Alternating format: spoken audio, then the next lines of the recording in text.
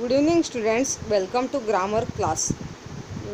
Now we are going to study the topic called phrases and clauses. There are many different types of phrases and clauses. The first step to identifying the different types though is to understand the difference between a phrase and a clause.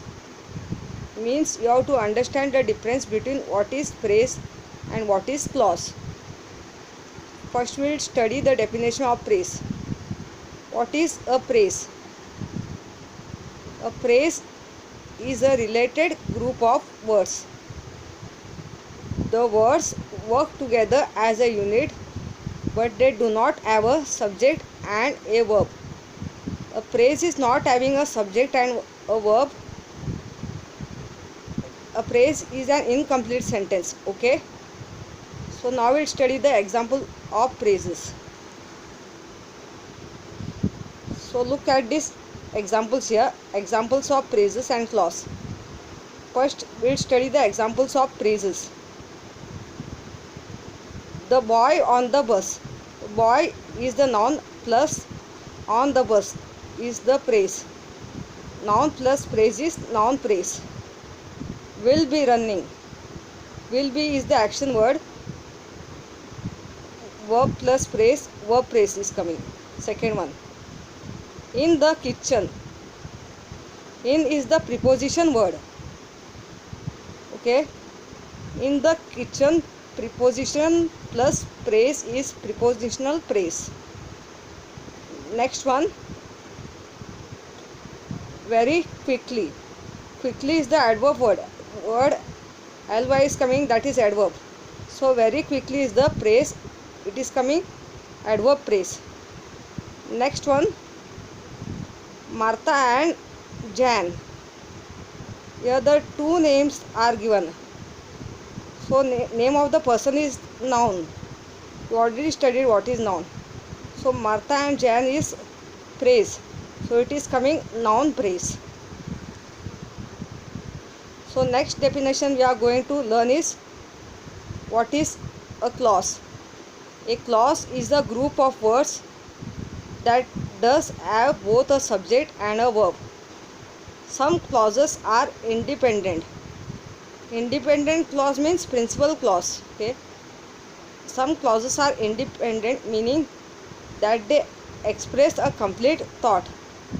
An independent clause is the same as a complete sentence.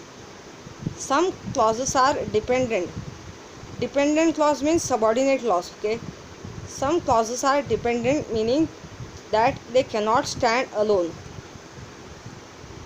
They do have a subject and a verb, but they do not express a complete thought.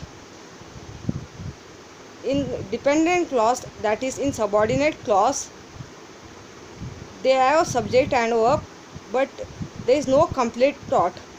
A dependent clause or subordinate clause depends on the main clause or independent clause.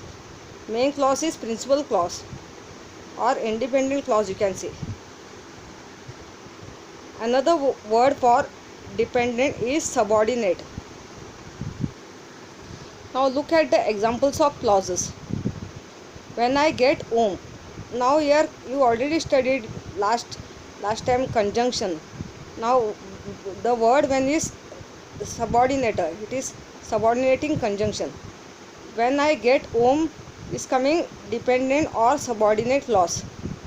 Here they are having their own subject and verb in dependent or subordinate clause. But when I get home is not coming complete sentence. So when I get home is dependent clause or subordinate clause, you can see.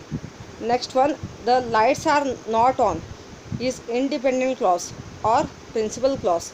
The lights are not on is having a complete thought. Okay. So it is principal clause.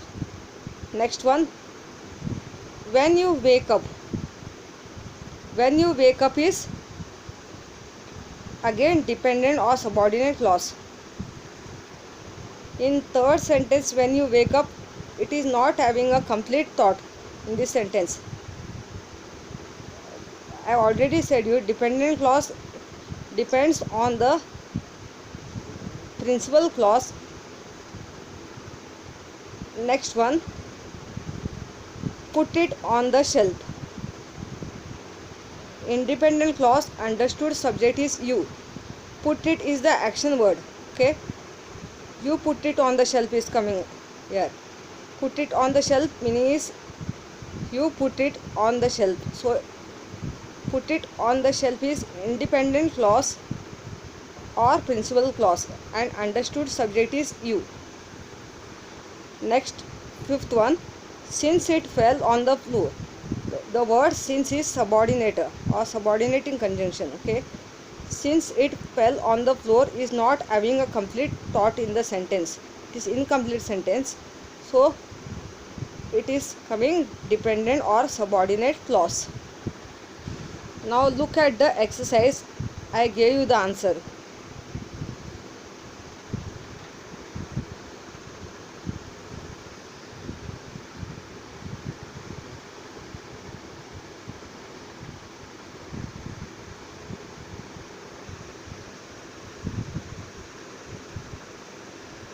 If you like my grammar lessons, please don't forget to subscribe on YouTube channel.